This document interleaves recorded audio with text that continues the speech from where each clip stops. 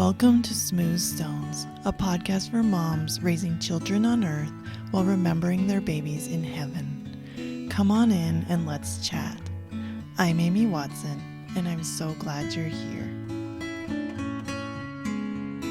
I am headed out on vacation this week. I am so excited and also a little bit stressed getting ready to go. But I wanted to talk about this subject today of taking a brain vacation when you go on vacation. I know it was just spring break. We're going into summer. There's a lot going on. You need a vacation for your brain. But first, I want to tell you a little bit about another kind of brain vacation that you can take, which is coming and coaching with me. I have a 3-month program. I have some spots open right now, and I know we're going into summer and things are crazy, and it seems like I can't commit to that right now. But I want you to know that meeting with me once a week for 45 minutes is the best thing you can do for your brain. It's the best thing you can do for yourself, for your family, for everyone around you, because when you take care of your mental health, everything in your life gets better. And it's not going to just get better by continuing to do the same thing you have been doing. I want to encourage you to go in the show notes, sign up for a consult call, come and talk to me. Tell me what's going on with your grief. Tell me what's going on with your life, what you need help with, what goals you have.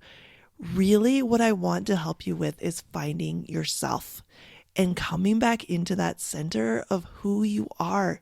And I think that gets so mixed up when we have losses or we're pregnant after loss. We get so disconnected from ourselves and our lives and the things that we really want.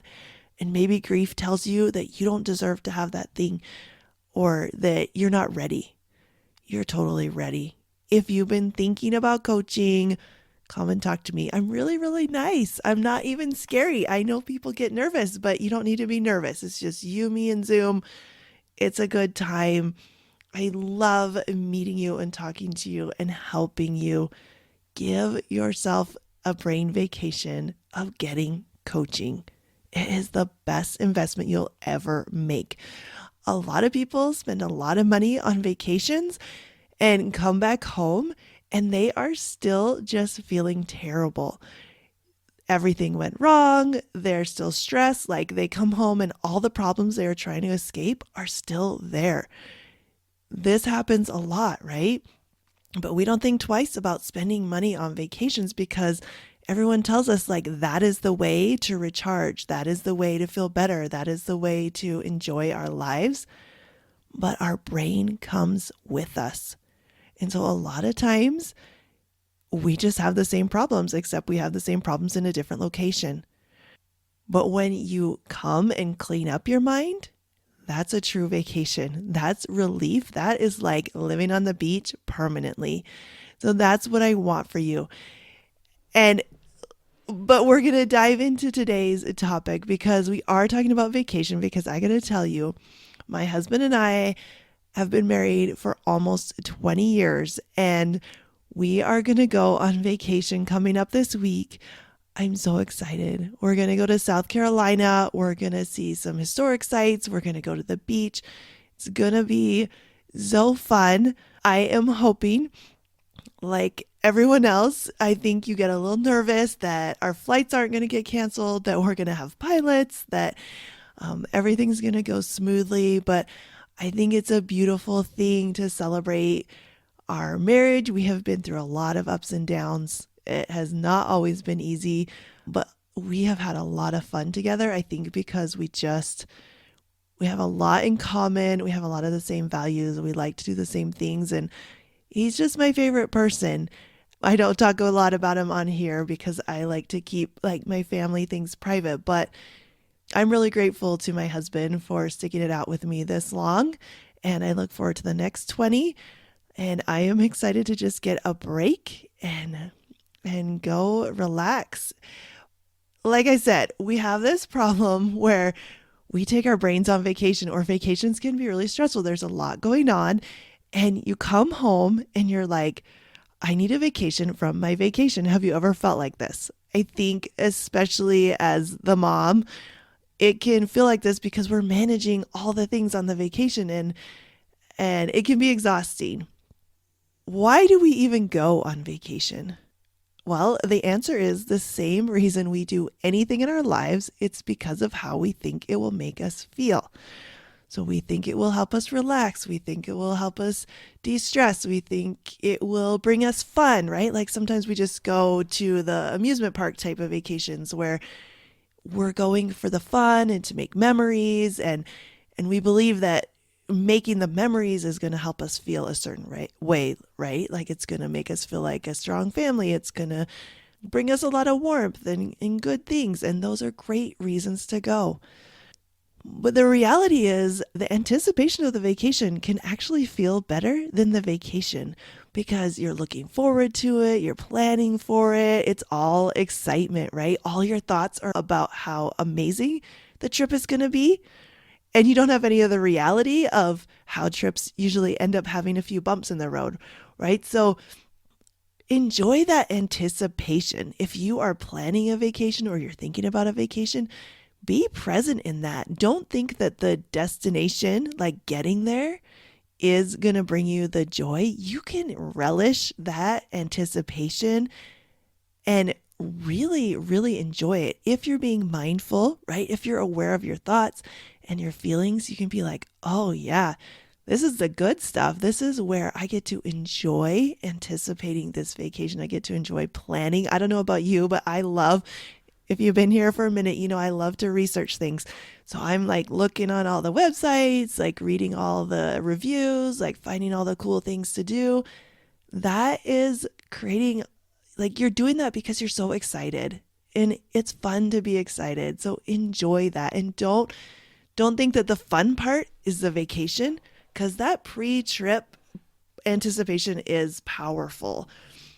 But the reality is, like I said before, vacations are going to be 50-50, like everything else in our life. And when I say 50-50, I mean it's going to be half positive emotions, half negative emotions, half fun, half frustrating, half good, half bad, half everything goes to plan, and half we have to adapt. So what happens though is it feels really worse when we're on the vacation because we have all these expectations, right? The best example, of course, is the Mickey Mouse ears place, and it's the happiest place on earth, right? You're supposed to be happy there. And we have all these things that come up, like kids who are crying, kids who forgot their shoes, kids who, you know, the lines are long, it's hot, it's raining, you don't get a ticket to the ride you wanted to go on, or people are tired, the feet hurt. All kinds of things happen, but you have these really high expectations. And so it seems even worse because you're thinking, why is it so frustrating? We're supposed to be happy. So really be aware when you have those expectations of how things are supposed to go. That can be really dangerous when you're on vacation. You have to pay attention, and you got to watch for those. You got to catch them. They're going to happen for sure. Just like one of my expectations that I've had to let go of when I go to places with children like that is just like, kids are gross, and they are definitely going to like pick their nose and touch all over the railings and like lick the railings. And I've decided I have to just believe they're building their immune system and it's going to be fine, and just drop that expectation that kids in general and my own kids will not be gross and will not touch any germs, because when you're in an enclosed space with a lot of kids, there are going to be germs. There's also always going to be, like I said, people are tired. If you're traveling, you're changing time zones, you're in airports, you're dehydrated, you know, they take your water bottle away, and or you're driving a long, long distance and you're in other beds and everything's out of whack. And so you're going to be tired. There could be delays, there could be uncertainty, traffic, all kinds of troubles that change what happens. I had a couple of examples. I recently had a friend who went to a country and they had a drone, and they got charged hundreds and hundreds of dollars for bringing that drone in. They were not aware of that. They were very upset about that. They also had a friend who was in an accident and ended up in the hospital, and it was not fun for them dealing with hospital in another country. Really, really difficult, really expensive, really scary. There were lots of flights canceled. I recently just flew to Texas for a mastermind with the life coach school, and I was praying because I had to get back for my son's baptism, praying that my flight wouldn't be canceled, there wouldn't be any drama.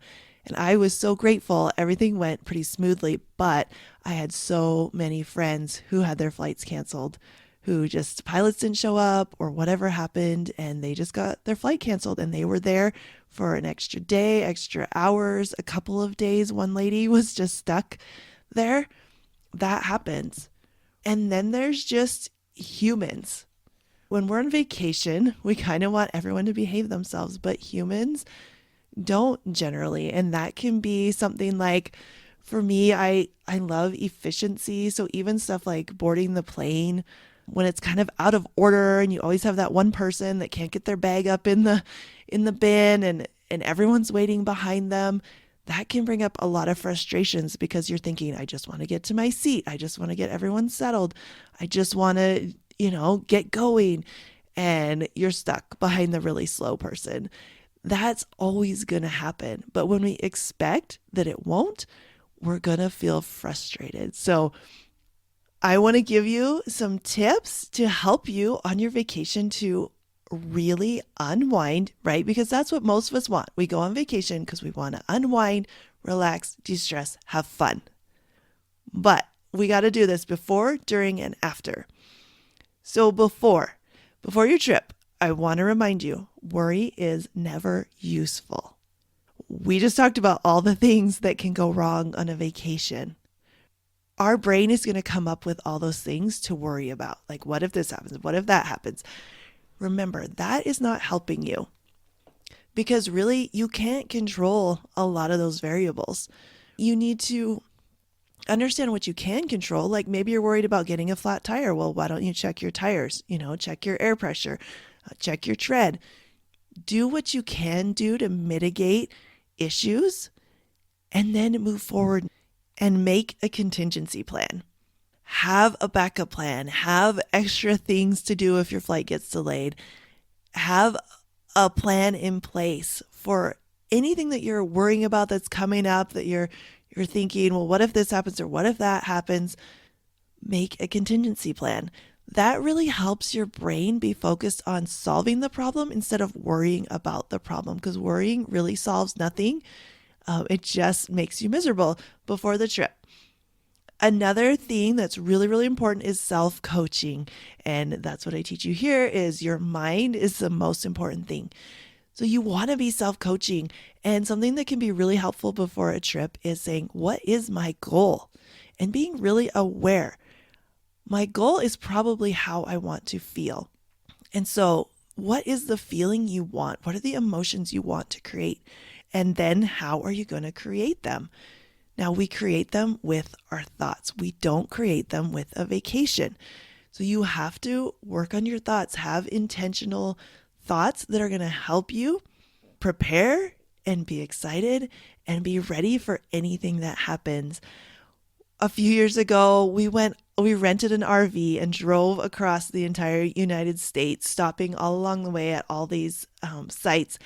And I remember before that trip being really worried because we'd never driven an RV and I wasn't sure how it was going to go or like how grouchy the kids were going to be, or my husband like trying to pull into these camping spots and potentially having to back up the RV, which I mean, people joke about the backing up the trailer, it can be tricky. Tempers can get high. And I actually got coached by my coach on this. And she was like, why would you even want to think about those things? Just decide what you want to do and believe that that's going to happen and really create the feeling you want. Like if I don't want to be annoyed, I can coach myself ahead of time so I'm not annoyed on the trip. And so I can be calm and I can be in control of my emotions, and the circumstances around me are not going to control my emotions. That is so important. I also want you to plan ahead for grief waves. If you feel like going on this trip, which whatever you're planning is going to be emotional, plan for that. What are you going to do? How are you going to handle it? How are you going to open up to it? I think that sometimes, these places, maybe you're going on a trip where you thought you were going to have a baby and you had it all planned out in your head, bringing the baby along, and the baby isn't there. Or maybe you're going to see family and you know that somebody else is pregnant in your family, or whatever is going to remind you of your baby and your grief. It's okay to plan for that. It's okay to take deep breaths. It's okay to decide on purpose how you're going to deal with that. Because if we don't, our brain is just going to worry about it. Again, we're just going to dread or worry that we might get upset, or we might cry, or we might act out on our grief and not be able to handle something. But you can totally handle it. Make it easier by planning ahead. All right, during your vacation, stay present. We got to be where we are, you guys. This is like so hard for people these days. We are just all over the place. We're on our phones. We're doing all the things. We're not being present. Be there. Breathe it in. Smell. Taste. Look around you. Enjoy where you are. Don't be thinking about the next thing you have to do, or what's coming up, or if you're behind schedule. All of those things, just roll with it. Be where you are. Feel your feelings. If you're frustrated, it's okay. Let yourself be frustrated for a minute and know that it will pass. If you're enjoying it, let yourself enjoy it. Don't feel guilty for that. I fully plan to sit on the beach and just breathe it in and be quiet and really calm my mind to not think about my kids at home and what they're doing, and like leave my phone somewhere else and just be there and breathe it all in. All right, be confident that you will figure out any bumps. This goes along with the pre-planning dread. Trust yourself. Believe this thought. I will handle any variations that happen on this trip. I can handle any bumps in the road. No problem. This includes dealing with other humans, dealing with other people's decisions, and dealing with your family or whoever you're traveling with. You will handle whatever comes up. It's all going to be okay. Trust yourself. It will feel a lot better to just be really confident. So we got to drop the expectations of the people around us too. Really, really let the humans be human. It is the most freeing thing. And the other thing I want you to do during your trip is execute your plan for grief waves.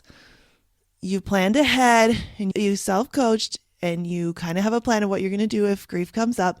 Now you got to execute it, right? Instead of letting it take you over, instead of letting it take down your whole day or the whole trip, take a minute to cry, find a quiet corner, breathe, ground yourself, do whatever you plan to do to help calm your nervous system, help calm your grief wave, or just let it be there. We're not trying to get rid of grief. If you're reminded of your baby on your trip, that's fine.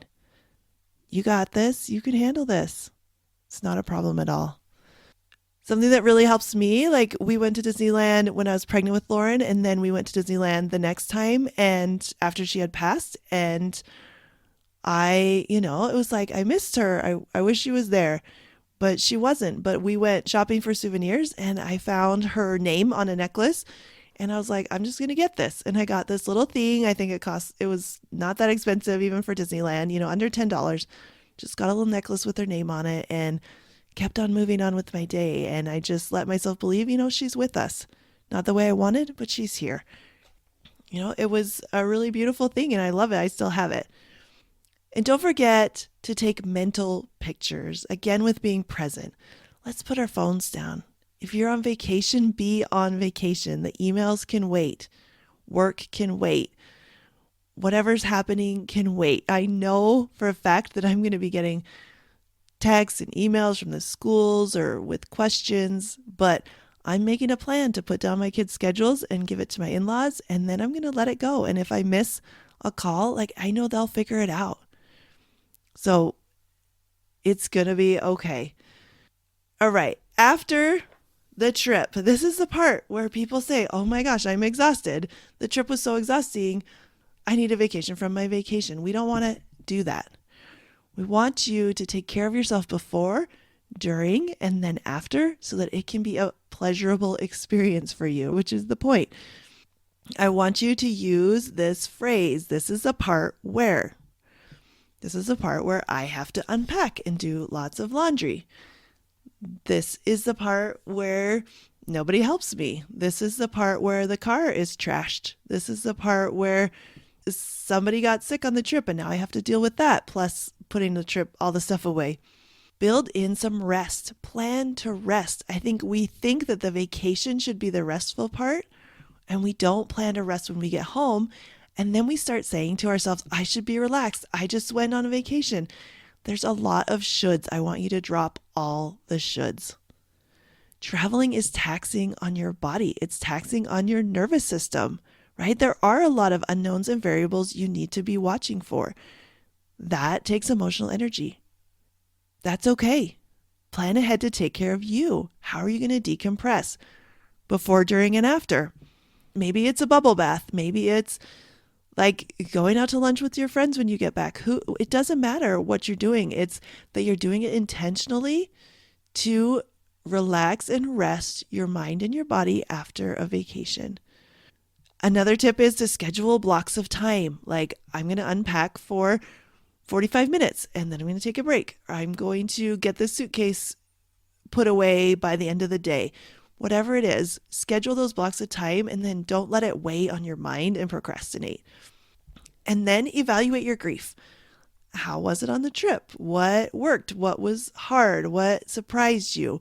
What could you do differently next time to help take care of you and your emotions? And then give yourself a pat on the back.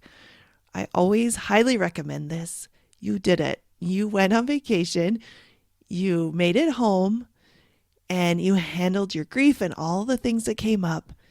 Congratulate yourself for that. Congratulate yourself for the good things that you did and that you created. Vacations are going to be 50-50. As soon as you stop expecting them to be magical, they get a lot more fun. Coming home is also 50-50. Maybe your vacation was magical. Maybe that was the best thing ever. And you're at home and you're in the snow. I remember, like, I'm from Canada, and so we would go somewhere warm, and then when you would come back, it was just so cold. It was just miserable, and you're wishing you were still at the beach or wherever. That's okay too. It's okay if home is not as fun as vacation. I think that's pretty normal. But just understand that there's pros and cons to everything. So I have a challenge for you as we finish up this episode. I want to challenge you to think, what is a trip you've been wanting to go on, but you've been putting it off? Or a place you want to go, or people you want to visit, or even something around locally. Like, this doesn't have to be a big fancy vacation. Where's somewhere you've wanted to go that you just haven't? Write down where you want to go, and then write down why you haven't gone yet. All the excuses. Then find one step you can take to make it happen. Now, a lot of times we don't travel because of money. If money is the issue, start saving. When my husband and I celebrated our 8th anniversary, we were like, we want to do a cruise or something big for our 10th anniversary. And so we put a little automatic savings thing on our bank. And so every time my husband got paid, it just put a little bit of money into a separate account. And I think most banks will do this. And honestly, we didn't even notice it. It just automatically happened. Every other week, it just puts a little bit of money into this account. Well, we have kept that going since then. And we went on a cruise and it was amazing. And we've just kept that going. And then when we go on family vacations, we have that money and it's just always there. And so you can start building it up, or you can start using your brain to think of ways to move forward with taking that vacation instead of like all the reasons you can't do it. Figure out how you can make it happen. If it's babysitters, a lot of times this keeps us from going places. If you want to go somewhere with your partner and you want to leave your kids, but you're like terrified to leave your kids, or you don't have anyone you trust, or there's no family around that can help you, or whatever it is, or you're worried about who you're going to leave them with. You really need to Start putting feelers out there, start thinking outside the box. What are some ways you can make this happen? And also get coaching on leaving your kids. Again, always in the show notes, link to my consult call. But I know a lot of lost moms are really scared to leave their kids and they feel like they can't let go of that control, that they would not be able to enjoy being away from their kids, but then they end up being so burnt out that it's not healthy for anyone. It's okay to leave your kids. Like most of the time, they're going to be just fine. And if they're not just fine, you are going to handle it. We only have this one life, and tomorrow is not guaranteed. We know that. So if you want to travel, make it happen. Know that it's 50-50 and go have some fun. I really want to encourage you. I really want you to know that life after loss does not have to be miserable. It can be amazing. It's really just about being aware of what's going on and making intentional decisions and following through. This is something I help my clients with all the time. And you'd be amazed what can change when you sign up for coaching and learn how to do these things, how to coach yourself around all of these things and get support from someone who understands. I understand. I literally think about what is going to happen if my husband and I both die and leave our kids every time we go somewhere, even out to dinner. I think about that. But you know what? It doesn't paralyze me. I'm fine because I know, yep, that's just my brain thinking about things that might happen and solving problems that probably aren't going to come true. And then I just tell myself, yeah, it's going to be fine. Like everything will be fine if we both die in a car crash on our date. So I really, really thank you for being here. I love you guys, and go do something fun, even if it's just for the afternoon. Do something fun and come over to Instagram. Tell me all about it at amy.smoothstonescoaching. We're going to be talking about vacations all week, and I will be posting a little bit from my vacation, but I am trying to stay off my phone. But definitely come follow me over there. We'll see you next time.